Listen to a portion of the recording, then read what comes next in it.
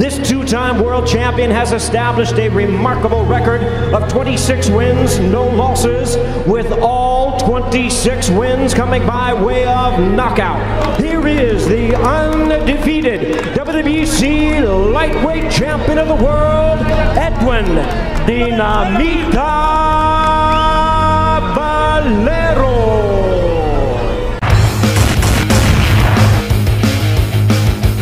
Sa mundo ng boxing ay maraming naganap na mga dramatikong tagpo, kabiguan at hinagpis. Minsan ito ay masaya dahil sa tagumpay.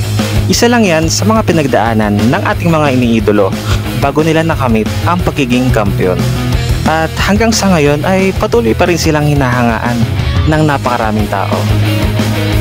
Pero alam mo bang merong isang boksingero na galing Venezuela ang naging world champion nang hindi man lang natatalo sa kanyang buong professional career?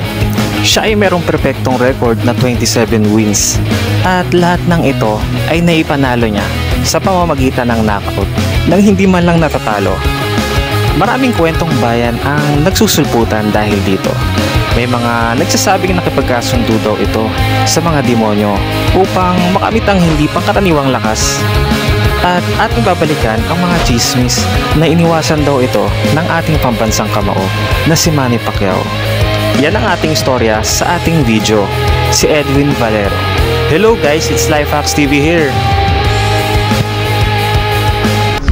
I actually disagreed with you. Pacquiao wasn't able to make flyweight. He was a flyweight who won the lineal champion. Si Edwin ay pinanganak ng 1981 sa bansang Venezuela. Tulad ng ibang boksingero, si Edwin ay lumaki at nagkaisip sa isang payak na pamumuhay. Sa edad na 9 na taong gulang ay mas pinili niya ng magtrabaho kaysa sa mag-aral para masuportahan ang kanyang mas mga nakababatang mga kapatid. Dahil sa hirap ng buhay ay napasok niya na din ang ilang mga krimen at masasamang gawain. Nang umidad si Valero ng 12 taong gulang ay naisipan niyang pasukin ng sport na boxing. Sa maikling panahon na pamamalagi niya sa mga gym at mga training complex ay marami ang nakakapansin na meron itong taglay na pambihirang lakas. Habang lumalaki at umiidad itong si Edwin Valero ay siya ding pagganda ng takbo ng karera nito sa amateur. Siya ay nakapagtala ng 86 wins at 6 losses sa kanyang amateur career. Dahil sa sunod-sunod na impresibong panalo nito ay nabansagan siya bilang Dinamita at ito ang kanyang ginamit na moniker. Natawag siyang Dinamita dahil lahat halos ng nakalaban nito sa amateur ay puro tulog o knockout ang mga sinapit ng mga ito. Marami ang nagsasabi na si Edwin daw ay merong magandang kinabukasan sa professional career. At hindi nga nagkamali ang karamihan dahil nang pumasok ito sa pro ay sunod-sunod ang nakamit nitong tagumpay. Pero sa isang malagim na aksidente, ng 2001 ay biglang naglaho ang lahat ng mga ito dahil sa isang motorcycle incident. Himalang nakaligtas ang boksingerong ito sa kabila ng isang malaking trahedya. Bagamat nakaligtas ito ay malaking problema naman ito para sa kanya dahil nagresulta ito ng serious head injury dahilan upang mapahinto ito sa boxing. Payo ng kanyang doktor ay magretiro na dahil lubhang mapanganib kung siya ay bumalik sa kanyang sport. Dahil sa matinding determinasyon at pagsisikap ay mabilis nakarecover ang Venezuelan fighter. Sa loob lamang ng 10 buwan ay mabilis itong gumaling at nagdesisyon na ipagpatuloy ang mga naudlot na laban sa boxing. July 9, 2002 nang nagbalik ang Dinamita na mas malakas. Sa kanyang first professional career, nanalo ito at napabagsak niya ang kanyang kalaban sa loob lamang ng unang round. At alam mo bang nagsunod-sunod ito dahil 18 times niyang nagawang pabagsakin ang kanyang mga nakalaban sa loob lamang ng isang round. Dahil sa achievement na ito ay kung saan saang bansa napalaban si Valero tulad ng Panama, Japan at marami pang iba. Maraming napahanga dahil sa skill at talent ni Edwin Valero. maraming nagbukas ng mga oportunidad sa kanya. Sumapit ang 2004 at kinuha na nga ng Golden Boy promotion si Edwin Valero. Subalit dahil sa kanyang pinsala na natamo sa aksidente ay muling lumutang ito sa kanyang medico legal at agarang tinanggal ang kanyang lisensya dahil napakahigpit ng US pagdating sa kalusugan. Sa kabilang banda ay meron pa ring option itong si Valero at yun ay ang Titan Promotion sa Japan. Hindi naman nababahala dito ang organisasyon sa kanyang kalagayan dahil as long as na physically fit ka at kaya mong lumaban ay okay lang sa kanila dahil nakapirma ka ng kontrata. At dito na umusad ang kanyang karir at kumita ng husto. Matapos lamang ang ilang laban ay napalaban sa isang dekalibring fighter itong si Edwin Valero para sa first title fight. At ito ay si Vicente Mosquera. Hindi biro kalaban itong si Mosquera dahil mataas ang ring IQ nito. Idagdag pa dito ang home court advantage dahil baluarte ito ng kanyang kalaban. Sa unang round pa lang ay may kita mo ng dinomina na agad ni Edwin ang kalaban. Dahil sa unang first round ay 2 beses na nitong napapagsak si Mosquera. Pero syempre dahil sa pusong kampiyon ay pinilit pa din lumaban ni Mosquera at pinahirapan si Valero.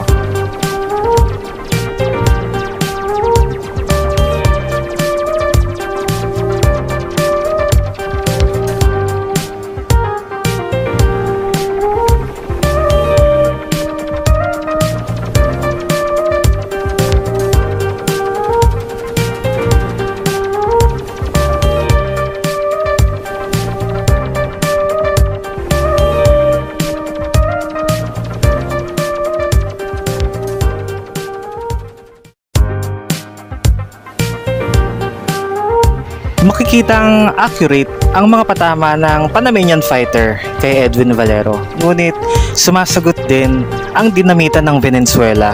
Sa bawat atake ni Mosquera ay halos doble ang binabalik ni Valero.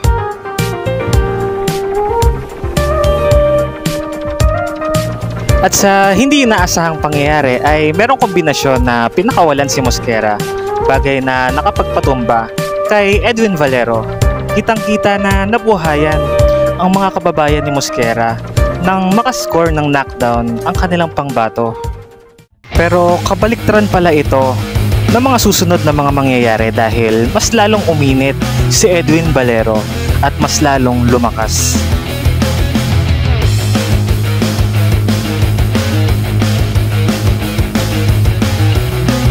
Kitang-kita sa corner ang pag-aalala ng trainer ni Mosquera dahil alam niyang nasa alanganing sitwasyon na ang kanilang fighter at dito na nga hininto ng referee ang laban at nanalo pa rin si Valero sa isang slugfest fight.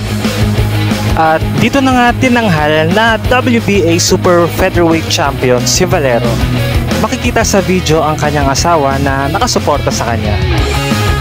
Medyo malungkot lang isipin dahil noong 2007 ay inatake ni Edwin Valero ang kanyang ina at asawa sa hindi malamang dahilan. Sa mga nakakakilala kay Edwin Valero ay nagulat sa pangyayaring ito dahil alam nilang napakabait at tahimik na tao ito. Sa katunayan ay maganda ang naging background nito sa lugar kaya kinuha siya ng mga politiko para sa kandidatura. Sa kabilang banda ay alam mo bang marami palang sikat na boxer ang pinatumba nito ni Edwin sa mga sparring session at halos lahat ng mga nakakapanood dito ay halos matulala dahil sa sobra nitong pagiging wild at agresibo sa mga sparring. Ito'y animoy merong bomba sa kanyang mga kamao. May mga fans at boxer ang nagsasabi na may hahalin tulad mo si Edwin kay Manny Pacquiao na may pagka-Shane Mosley ang kanyang galawan. Mapunta tayo sa former 6th Division champion si De La Hoya. Alam mo bang bago sila maglaban ni Manny ay may mga rumors na binugbog na daw ito ng gusto ni Edwin Valero at pinatunayan ito nila Eric Morales at ng iba pa. Pati ang nooy sikat at rising star pa lang si Mikey Garcia at ito ang nasabi niyang experience kay Valero. Panoorin. Valero? Lots of times when I was younger, I was like 16, 17, 18. The power was just unbelievable. No matter where it hit you, if you were blocking, just feel the fucking power. And he never really took it light on anybody. Or knock you out. He was sparring. 27 knockout. Mikey, who's the toughest guy you ever sparred? What sparring session do you think was the most epic? Edwin Valero. Why? Hit the hardest, man. Hardest puncher ever. This man was so sure of himself. His power was so natural that in his mind he thought that he could go out there and just by throwing the first few shots he could destroy the opponent. And he was right.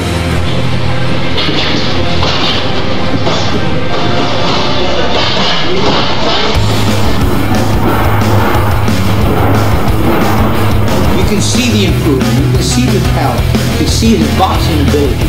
Whenever he knocked out an opponent, he was always thinking. He would always go in and execute in time and change his speed and fake and jab and change the combinations and change power in mid-air like a Michael Jordan. He had that ability. So that's basically what we tried to teach this youngster. And we were doing very well until the bad